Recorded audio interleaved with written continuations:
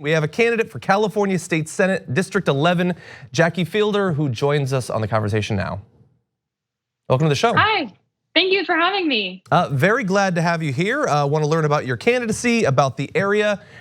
Before we get into your platform and all of that though, tell us a little bit about some of your background, your political activism. What have you engaged in prior to launching this candidacy?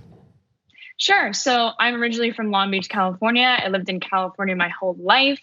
I've been in the Bay Area since I moved up here for college in 2012.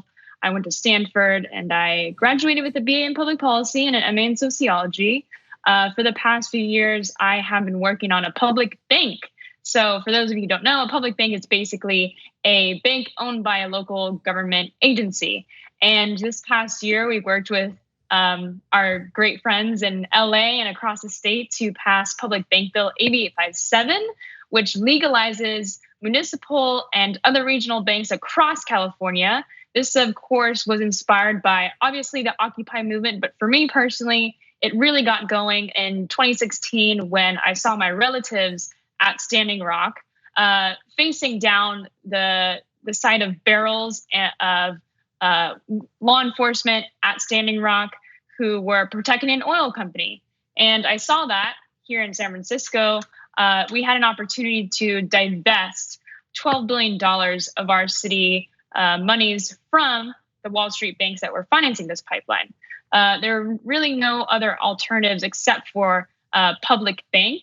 And now we have, after the governor signed AB 857, we are hoping to pass next month an ordinance to get our city a public bank within the next few years to reinvest in things that we actually need, like affordable housing, renewable energy, public infrastructure, small businesses, and so on. So that's what I've been working on here locally. I'm also a lecturer at San Francisco State in the College of Ethnic Studies, where I teach race, women, and class. And now I'm running for state senate. Okay, well, certainly you've been busy, clearly. Really fascinating few years. And what I'm interested in then is, so you have the educational background, you've actually notched some wins already from the outside. What made you want to make the jump now into elected office? Yeah, so in my undergrad, the Black Lives Matter movement really popped off and inspired me to look at the larger systemic issues that we have in our society.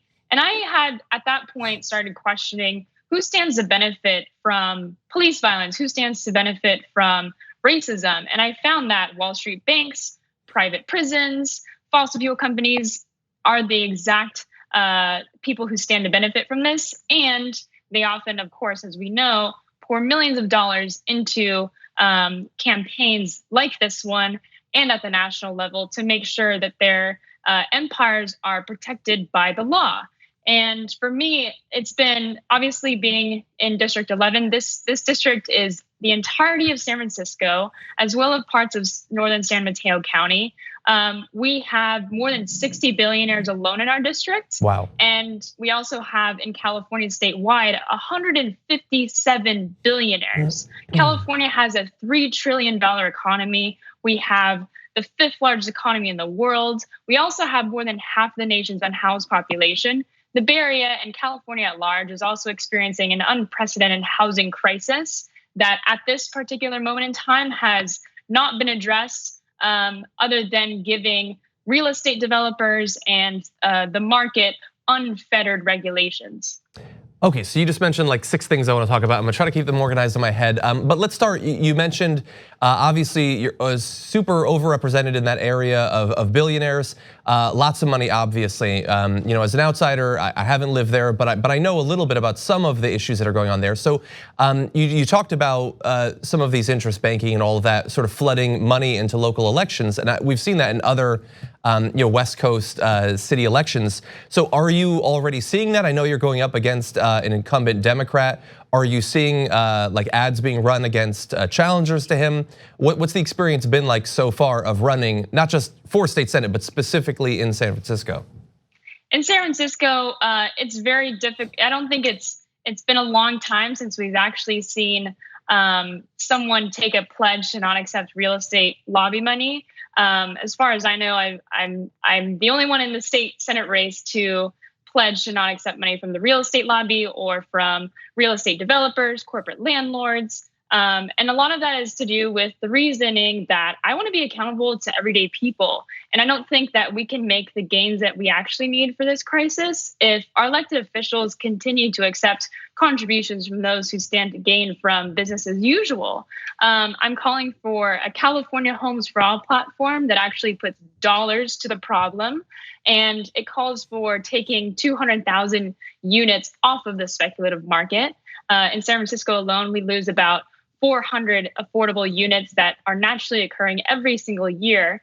And we are severely constricted by two different acts in the California state code, which are the Ellis Act and the Costa-Hawkins Acts. We need to repeal those so that we have absolutely universal rent control at the local level. And so we can protect tenants from predatory landlords that stand to gain from flipping their buildings and renting out to people who can pay much more for units here in San Francisco. That reminds me of a lot of the issues we're dealing with in LA as well, actually. This issue in terms of your housing affordability and homelessness, big issue in San Francisco. And for you, from what I've read, it's a personal issue that you yourself have experienced homelessness very recently, correct? That's correct. I lecture at San Francisco State, but it's not enough to put myself through an entire year. I've had to take up several different service industry jobs. And that's the case for a lot of educators, a lot of public sector workers, nonprofit workers, social workers, so many people that contribute to functioning this entire district.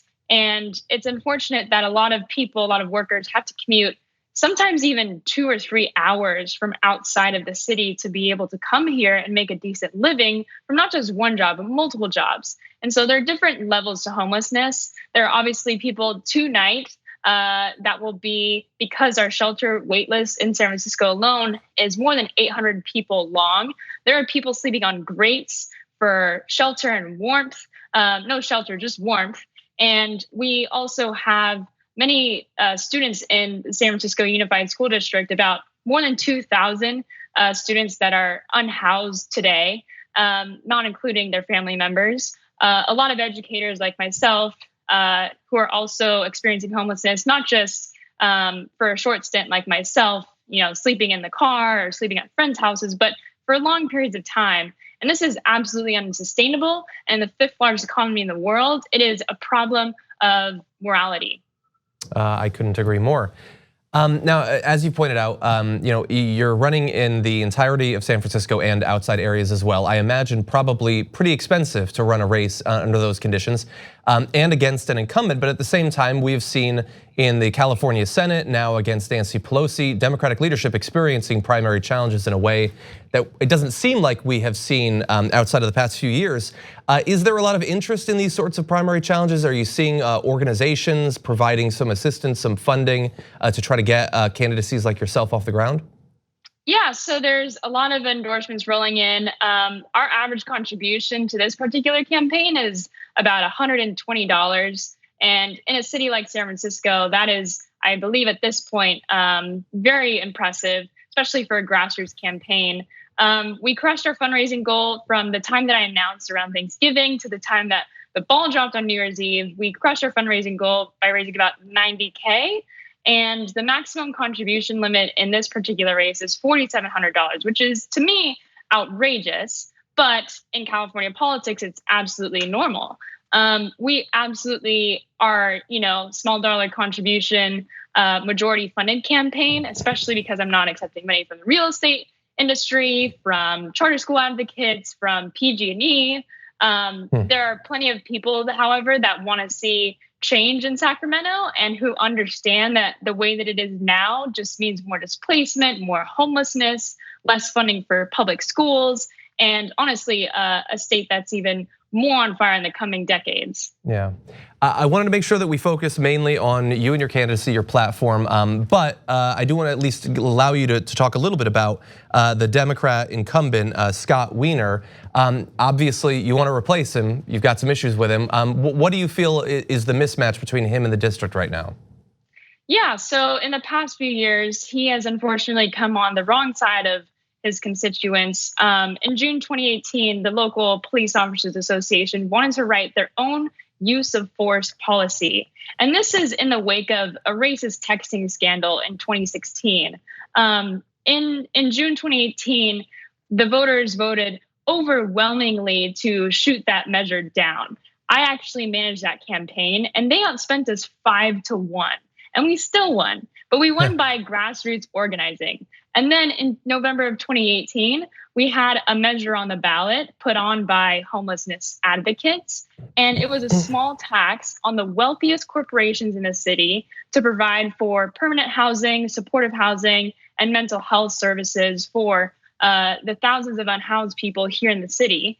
And Senator Weiner came on the side of police unions in June of that year, and also came on the side of corporations that year. Despite that, the electorate voted overwhelmingly on the right side of history.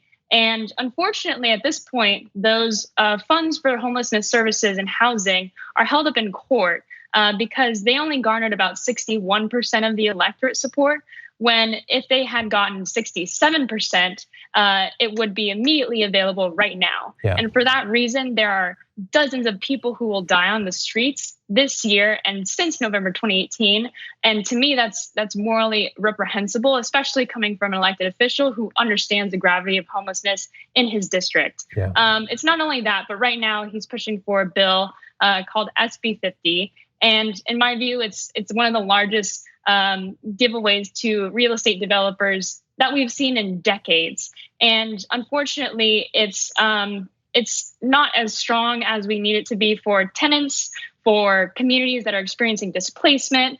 It unnecessarily adds incentives onto those communities for more speculation from the real estate industry where none are needed.